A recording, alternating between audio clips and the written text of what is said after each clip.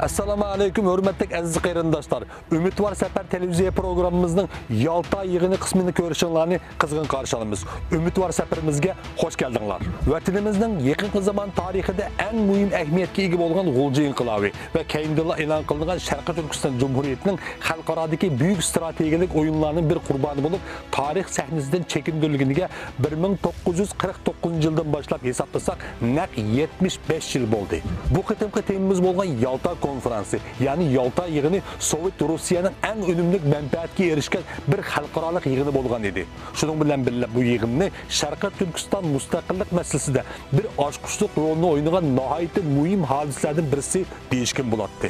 Sharqiy Turkiston meselesi Yalta konferansında uçukça tilg'i ilinmedi. Lekin mezkur yığında Amerika, Angliya ve Sovet İttifaqı qatarlıq üç büyük güç arasında imzalangan bazı maxfiy moddalar Uyghur xalqının milli menfaati ve istiqbali bilen zich münasebet ekanligi keyincha oshkorlandi. Bu bölümümüzde Yalta yığınının dünyada cümleden Sharqiy Turkistonda yaşayotgan başta Uyg'urlar hamda butkul Türkiye xalqlarining siyosiy taqdiriga qanday ta'sir ko'rsatganligini siz hurmatli ko'ruvchilarimizga tushuntirishga tirishamiz. Asosliq mazmunga o'tishdan burun 1944-yili e'lon qilingan ikkinchi Sharqiy Turkiston Cumhuriyetining oldi keyinda dunyoda qanday voqealar bo'lib o'tganligini bir eslab chiqaylik. Qani marhamat, Ümit var Seferimiz endi boshlandı.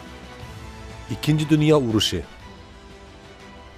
Avrupa qit'asi Germaniya Birinci Dünya Uruşudan keyin g'olib ittifoqdosh davlatlarni qapasga solash, ojizlashtirish va ta'sir doirasini taraytish maqsadida majburiy imzolatg'izilgan bütün shartnomalarni yangi liderlari bo'lgan Adolf Hitlerning rahbarligida diplomatik yo'llar bilan bekor qilib, har sohada tezdan taraqqiy qilishga qarab yuzlandi. Hitler qisqagina vaqt ichida Germaniyaning quruqliq armiyasi, havo armiyasi va dengiz armiyalarini kuchlantirib, askar sonini 13 millionga yetkazdi. Arqadanla 1939-yilda 9-ayning 1-kuni Polshaga qarshi tuyuqsiz hujum qo'zg'ab, 2-Dünya urushini boshlab Yevropada naq 5 yil 5 oy elib berilgan bu urush Germaniya ishg'oliyati ostidagi davlatlarning ozod qilinishi, Berlin muhosara urushi, Sovet ittifoqi, Angliya ve Amerika qatorliq ittifoqdosh davlatlarning Germaniyaga besib kirishi ve Adolf Hitlerning o'limi qatorliq bir qator muhim voqealardan keyin nemislar 1945-yilda 5-ayning 8-kuni shartsiz taslim bo'lganligini jakoladi. Germaniya bilan ittifoqdosh bo'lgan Mussolini rahbarligidagi Italiya mu mag'lub bo'ldi. Asiya qit'asi Yaponiya armiyasi 1931-yili 9-ayning 18-kuni Xitoyning sharqiy shimol 3 o'lkasini keng ko'lamda ishg'ol qilib oldi. 1932-yili 3-ayning 9-kuni yana mazkur sharqiy shimol rayonini asos qilgan holda Manchuriya davlatini qurib chiqib, Qing sulolasining 1912-yili taxtdan tushirilgan oxirgi podshosi bo'lgan Ayshin Jolo Puyini tekrar taxtga o'tirg'izdi. 1937-yili 12-ayning 13-kuni Yaponiya armiyasi davomli ilgirlab Xitoy Cumhuriyetining poytaxti Nanjingni ishg'ol qilib oldi. Yaponiya quruqliq armiyasi urush boshlagan 1931-yildan taslim bo'lgan 1945-yili 8-oyning 15-kunigacha bo'lgan oraliqda Xitoy davlatining 21 o'lkasi, 5 bevosita shahri va 2 alayda ma'muriy rayonini o'z ichiga olgan jami 6 million kvadrat kilometrdan oshiq va umumiy zaminining 3dan 2 qismiga ega bo'lib oldi. Amerika 1945-yilda 8-ayning 6-kuni va 9-kuni ayrim holda Yaponiyaning Hiroshima va Nagasaki degan shaharlarga atom bombasi atdi. Bu fojialik voqeadan keyin Sovet ittifoqi 8-ayning 15-kuni Yaponiyaning ishg'oli ostida turayotgan Xitoyning Manchuriya, ya'ni Sharqiy shimol rayoniga qarshi hujum qo'zg'adi. Yaponiya bo'lsa noiloj shartsiz taslim bo'lishga majbur bo'ldi. 1939-yildan 1945-yilgacha elib berilgan yer shari xarakterlik bu urushda dunyoning eng kuchli 30 davlati va 100 milliondan oshiq harbiy xodimi bilan birga bevosita urushga qatnashdi. Bu umumiy yuzlik urushda har qaysi davlatlar barliq iqtisodiy, sanoiy va ilmiy iqtidorlarini safarbar qildi. Tarixiy manbalarda ko'rsatilgandek 70 milyondan oshiq odamning o'limiga sabab bo'lgan bu qonli urush insoniyat tarixidagi eng ajalli urush bo'lib hisoblandi. Chunki hayotidan ayrilgan 4 odamdan 3'ü begunoh xalq ekanligi keyincha o'ttirg'a chiqdi. Milyonlarcha inson irqiy qirg'inchilik, ocharchilik, katliamlar, sürgün ve kesellikler tüpeylidən hayatlarından ayrıldı. Bunun bedeliga her qaysı devletler tanklar, brovnikler, uruş ayrıplanları, stratejik bombardımanlar, aviamatkalar, radar, sonar, yadroluk kurallar ve raketaga okşaş köplеген uruş texnikaları ve əsləhələrini muşu uruşda sınaq qılıb milli müdafiə sahasında gayet zor nəticələrini qolğa keltirgen boldu. Avrasiyada muşunda kanlı uruşlar buluvatkan mezgillerde asas Angliya, Amerika, Sovet İttifakı katarlıq devletler bazı Xitay ve Türkiye Cumhuriyeti'nin teklif kılıp okşamağa devletlerde mühim yığınlarını tertipildi. Bu yığınlarda uruş mezgili ve uruşdan keyin tinchlikni qo'lga keltirish, zemin ishg'ol qilishmaslik, Turkiyani urushga qatnashtirish, Sovet İttifaqının Yaponiyaga urush e'lon qilishi va ularga berilgan harbiy yordamlar, Germaniya to'prog'ining uchga bo'linishi, ularga urush chiqimlarini to'latish, urush oxirlashgandan keyin Birlashgan Davlatlar Tashkilotining qurilishi qatorliq muhim masalalar haqida muzokara qilinib, imzolar qo'yildi. Mazkur xalqaro yig'inlarning ba'zilari bo'lsa tuvandikicha: Kazablanka yığını, Washington yığını, Kuembek yığını, Moskova yığını, Kahire yığını, Tehran yığını, 2. Moskova yığını, Yalta yığını, Potsdam yığını, San Francisco yığını. 1941 yıldan 1945 yılgacha bo'lgan 5 yil jarayonida Muş'ning o'xshash jami 23 konferans tartiblendi. Angliya bosh vaziri Winston Churchill bu yig'inlarning 16siga, Amerika prezidenti Roosevelt bo'lsa 12siga, Sovet İttifaqı rahbari Stalin bo'lsa 7siga qatnashdi. Xitoy Cumhuriyeti davlat raisi Jiang Zemin faqatla Qohirega taklif qilinib, qolgan yig'inlarga chaqirilmadi. Sharqiy Turkiston Cumhuriyetining qurilishining mash'alini yoqqan 7 noyabr nilqi qo'zg'oloni 1944-yilda 10-oyning 9-kundagi Xitoy Cumhuriyetining qatnashayotgan 2 Moskva konferansi oyoqlashib 18-kuni yuz berdi. Sharqiy Turkiston Cumhuriyeti mazkur yig'in oyoqlashib 23-kuni e'lon qilindi. Moskva yig'inidan keyinla yuz bergan 7 noyabr nilqi qo'zg'oloni ve keyindilla e'lon qilingan Sharqiy Turkiston Cumhuriyeti voqeasi sizce tamamen tesadüf bir ahvol mı? Yalta yig'ini bo'lsa Sharqiy Turkiston Cumhuriyeti qurilishi e'lon qilinib, naq 3 oydan keyin Qrim yarim orolining Yalta degan yerda o'tkazildi. Yalta yığını jarayoni.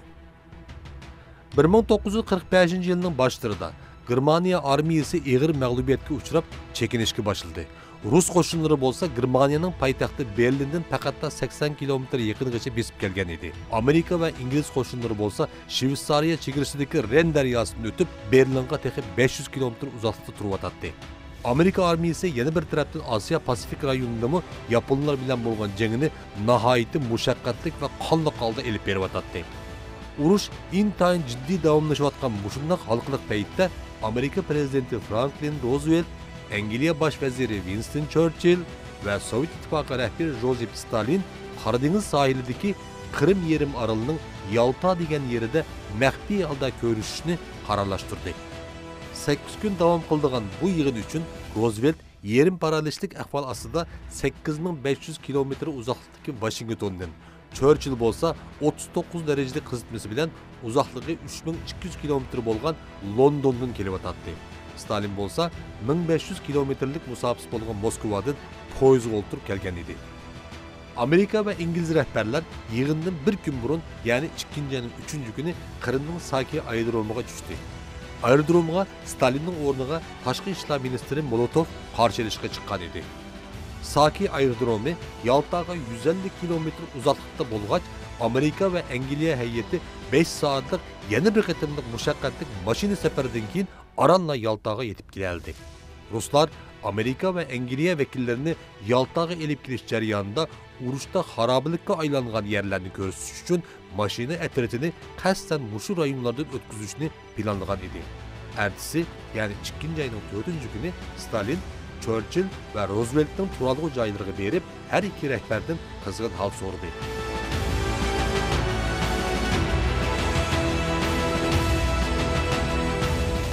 Muzokara yig'ini shu kuni soat 17'de başlandı.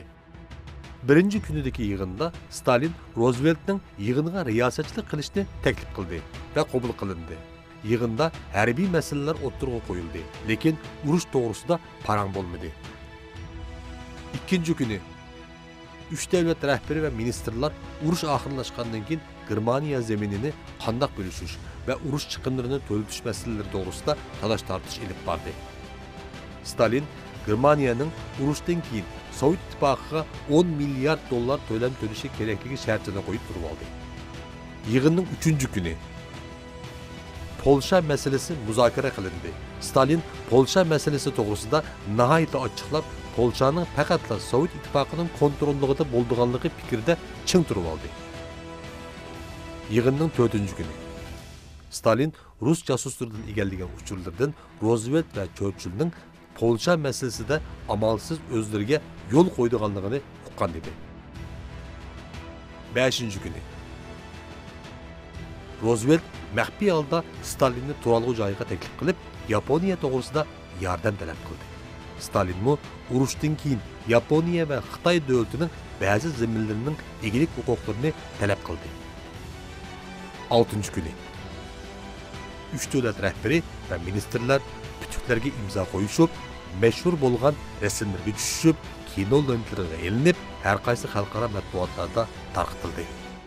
Yalta konferansında dünya cemaatçiligiga e'lon qilingan mazmunlar nimalardan iborat edi? Hem de bu yığınınki esas məqsədi şu İkinci Dünya Uruşunu tüketgəndən keyin cihanını qandaq tüzeymiz, qandaq bir sistemini şekillendirimiz ve qaysı rayonlarını bölüşüb alımız degəndək. Misalıga Sovetlər şu Polonyaga bək qızqatdı. Bu birinci Petro padişahı vaxtılar Polonyanı amaçı, birinci Katrina mı o yani ilişkiler, Kırım'ın ilişkiler şu Ruslara bir hediye bəgəndək körsətdi özünü. Şununla Ruslar burundan tatıp yani komünist Rus emas, yani burungu Çarlık Rusya mı şu yani amaçı. İkinciden bu Kırmanlı mağlup kılganı kim bu Kırmanlı qandaq qılımız. Şu Kırmanlı qandaq bölüşümüz. Kırmanlınki tölemni qandaq qılımız. Kırmanlınki sanatını qandaq qılımız. Kural işlep çıqıralığan bolsa yanı can çıqırdı da. Şu meseleler değişildi. Ondan keyin əbəy degəndə xalqaranıki tüzüm meselesi var. Bulutma şu bunundan keyin ki canının aldığını iliş üçün tinçliğini bərpa qilish üçün Birleşken Devletler Teşkilatı meselesi var. Hem de bu Churchill biraz unudu, Stalin pek unutmadı. Yani Xitayını şu kurucu, 5 kurucu devletinin birini kılıştı.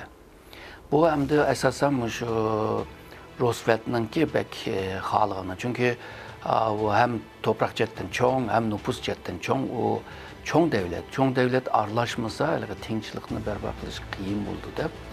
O biraz Çin tuğaşka ahırda şu Yalta yığınıdı mı bunu mu kabul kılgan buldu. Hem de Amerika şu İkinci Dünya Uruşunu çakan hal kılış için şu Stalin'in ki şu Şarkı Avrupa ne şu Rusya'nın kontrol astığı bir işini mi kabul kıldı? Yugoslavya misalıga. Şununla bu can tüygenden ki Sovyetler şu Orta Şarkı Avrupa'da naydı təsirlik oldu. O yani kontrol kılıp aldı. Keyin gap anlamaganlarını mı şu kurallıkla bisi aldı yani. Şu Litvanya, Estonya degen devletlerini. Yaltadaki Livadiya sarayında açılgan 3 büyük devlet rehberleri yığınında bütün dikkatlerini yığınıga merkezleştirgen dünya cemaatçiligiga urushdan keyingi mezgillerde derhal hal qilishga tegishli meseleler üstünde bir fikir belligiga kelganliklarini e'lon qildi. Urushdan keyinla Polsha chegarasining o'zgarishi, Germaniya topraklarının parçalanishi, Birleşken Devletler Teşkilatı'nın kuruluşu, Sovet İttifaqının Yaponiyaga qarshi urush e'lon qilishi qatorliq mazmunlarda kelishim hosil qilinganligi e'lon qilindi. Yalta yığınında gün tertibi kelgen, müzakere kılıngan ve makullanılan yukarı mezmunlarının en ahırkısı yani Sovyetler İttifakı'nın Yaponiyaga karşı uruş e'lon qilishi maddesi perde arkasında gelecekteki Şarkı Türkistan'a dair meselelerinin mi oturgu çıkışıga çoğun zemin hazırlayan idi. Ruslar Yalta yığınında Amerika ve İngiliz heyetinin özüge koyulgan şartlarını ve kartılgan besilmerge ustuluk bilen karıştırıp planlagan menfaatlerini kolu keltirishga tirishdi ve maksatlarga yetdi. Ruslar bu qitimki Yalta konferansı ve keyinki qitimki Xitay bilen ötküzüldüğün yığınlardımı xuddi Rus oyunçuğu Matroshka o'xshash oyun çıkış için allaqachon tayyorlik qilib qo'ygan edi. Yalta'da Rus taktikleri ve KGB'nin rolü.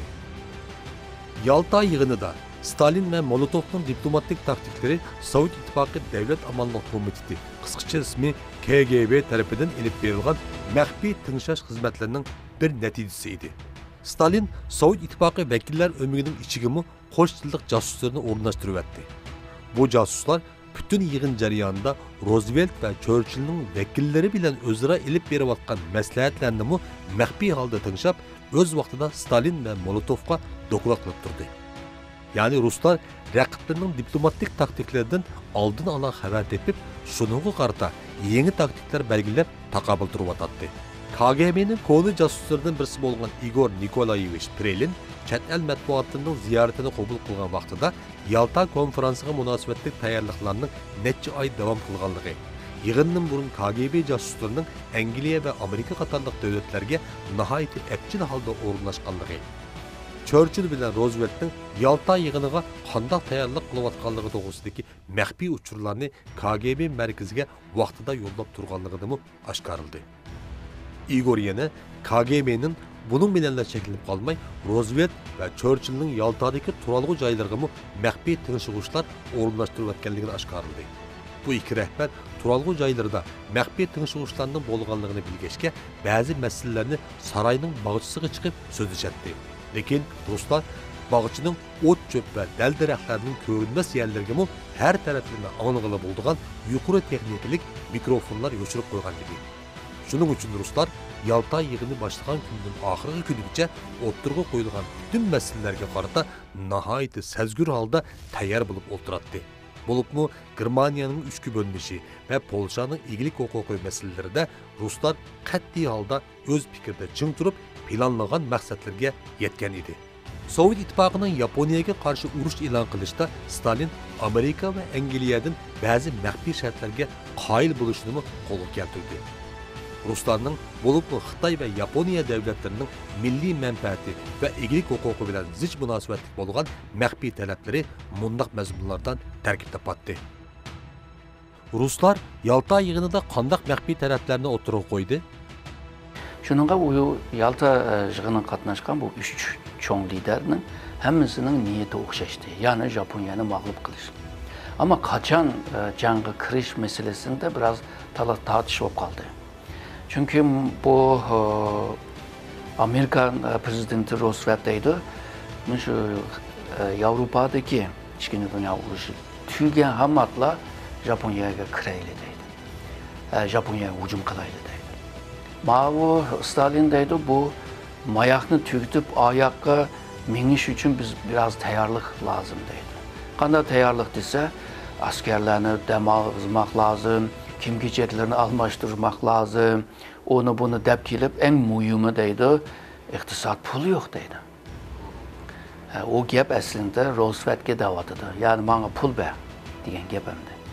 Şununla buludu bularını hemen hal qıpraylı, açlık bireyli, pul bireyli, o bu diyen nimelerini, erzaklarını bireyli diyen ki buludu deydi. Ahırı talaş tartıştın ki, şu Avrupa'daki can tügep, 3 aydan keyin jangga kirish Rus Sovetlar buni qabul qildi. Va oxirida buni hamda 3 liderninki o'rtaq qarori deganni dalil shaklida qoldirib qo'yish uchun bular imzolashdi. Ammo buning ichida boshqa narsalar, moddalar bor. Bu moddalar muhim. Chunki Xitoy bilan bevosita munosabati bor. Misalga Manchuriyadagi ikki cho'ng port, yani Dalyan Düğüşün degen port. O port Aşur rayonunki en nocisi. Onundan keyin bu Manchuriyada tömür yol var. Bu tömür yol Rusya'dan, Moğolistan'dan Manchuriya'ya Rusya'nın en jirak şarkı rayonuna ketiş en oңай. Çünkü tömür yol tayyor. Ha şu tömür yolunu işletiş hakkını Rusya talep kıldı. Ama Xitay unamdı degan mesele vardı. Ahiride şununla şerik bolaylı o tömür yolga. Yani şerik bulup işilteyli degan. Unama ma'qul dedi. Yani Roosevelt ve Churchill'ma ma'qul dedi. Bu yerda mo'yin bo'lgan va eng ko'p talash tartish bo'lgan Xitoylar bilan shu Mo'g'uliston, tashqi Mo'g'uliston meselesi. O ifadede shu Mo'g'ulistonning, tashqi Mo'g'ulistonning mevcudiyeti qo'g'dinib qoladi deb yiziqli. Buni hamda Xitoy boshqacha tushundi. Chunki u yer tashqi Mo'g'uliston Xitoyning yeri, Manchudan qolib qolgan bizning yerimiz. Shuningga mevjudiyat qo'g'dinib qoldi desa Xitoyga qo'g'dinib qoldi deganda gapda, ama iyilik huquq Xitoyda bo'ldi. Ama Rusya'da o 1911'den keyin shu tashqi Mo'g'uliston mustaqilligini e'lon qilgan. Shu vaqtdan itibaren mustaqil. Undaqda mustaqil holini qo'g'dab qilish degan ma'no chiqadi. Mushuni xalqlarga, xalqaroga e'lon qilmasdan mushu ishchi maxfiy qildi buni. Shuningga bu maxfiylik kiritdi. Ama bu meseleni hal qilalish uchun mushu Xitoy bilan so'zlashmasi bo'lmaydi. Hatta bo'lsa Xitoy bilan bir kelishim qilib, buni qonunlashtirmak, abaqa talablar bor, o qonunlashtirmak. Ve Japonya tatib olgan yerni qaytirib berishdan, mushu Xitoyningki Manchuriya deymiz, tashqi Mo'g'uliston deymiz, shu haqlarni hammasini ilish jetdi bular Xitoy bilan qanday so'zlashimiz deb qiynalib qoldi. Vladivostokning bexatarligi uchun Kuril taqim orolları ve Saxalin orolining Sovet ittifoqiga qaytirib berilishi. Lushin Dalyanni o'z ichiga olgan portlari ve atrofdagi rayonlarni Sovet ittifoqiga uzun muddatlik ijaraga berilishi. Xitoyning O'rta Sharq temir yo'li ve Manchuriya temir yo'lining Sovet ittifoqiga uzun muddat ijaraga berilishi. Tashqi Mongoliyaning hozirgi ahvolining muhofazat qilinishi. Yalta yig'inida üç büyük devlet her birisi öz murad maqsadlariga yetdi. Lekin Stalin eng cho'ng manfaatni qo'lga keltirgan edi. Roosevelt Ruslarni hem Yaponga qarshi jang qilishga hamda Birlashgan Davlatlar Tashkilotiga a'zo bo'lishi uchun qoyil qilgan bo'ldi. Churchill Gretsiya dengiz yo'lini tinchlantirib, Angliyaning tijoriy va harbiy kemalarining Suveys qanalidan to'salg'usiz o'tishini kapolatga ega qildi. Bunun sırtında Germaniyanın bölünüşüde Fransiya'ya işgal zemini berişini qo'lga keltirdi. Moğoliston ve Şarkı Türkistan meselesi. Germaniya ve ittifaqdoshlarının Avrupa qit'asida qo'zg'algan 2. Jahon urushi 1939-yili 9-ayning 1-kuni boshlanib, 1945-yili 5-ayning 8-kuni Germaniya davlatining umumyuzlik ve shartsiz taslim bo'lishi bilan teng oyoqlashgan bo'ldi. Asiya qit'asida bo'lib Xitoy zeminining 3dan 2 qismini besib olgan Yaponiya, Amerika tarafidan Hiroshima ve Nagasaki shaharlariga etilgan atom bombasining ta'siri ve 1945-yili 8-ayning 9-kuni Sovet ittifoqining Manchuriya rayoniga qarshi hujumga o'tishi bilan teng 8-ayning 15-kuni shartsiz taslim bo'lganligini rasmiy jakarladi. Sharqi Turkiston xalqi uchun eng muhim bo'lgani Yaponiyaning taslim bo'lishidan bir kun burun, yani Moskva saati 8-ayning 14-kuni Sovet ittifoqi bilan Xitoy Cumhuriyetining Moskvada Xitoy Tashqi ishlar ministri Wang Shiji ve Sovet ittifoqi Tashqi ishlar ministri Molotovning imzolari bilan Mo'g'ulistonning mustaqilligini tunish ve Xitoyning g'arbiy rayonidagi, ya'ni Sharqi Turkistonda bo'layotgan Xitoyning ichki masalalarga aralashmaslik mazmunida imzolangan kelishimnoma edi. Yalta konferansı 1944-yili 11-ayning 13-kuni Sharqi Turkiston Cumhuriyeti e'lon qilinib 3 oydan keyin o'tkazildi. Sovet ittifoqi Xitoy Cumhuriyeti do'stlik va ittifoqlik shartnomasi bo'lsa 1945-yili 8-ayning 14-kuni, ya'ni Sharqi Turkiston Cumhuriyeti e'lon qilinib 9 oydan keyin imzolandi. Imzolangan Rus va Xitoy shartnomasi bilan birga ikkinchi Cumhuriyetning va xalqining taqdiri yangi va xatarlik bir bosqichga kirgan bo'ldi.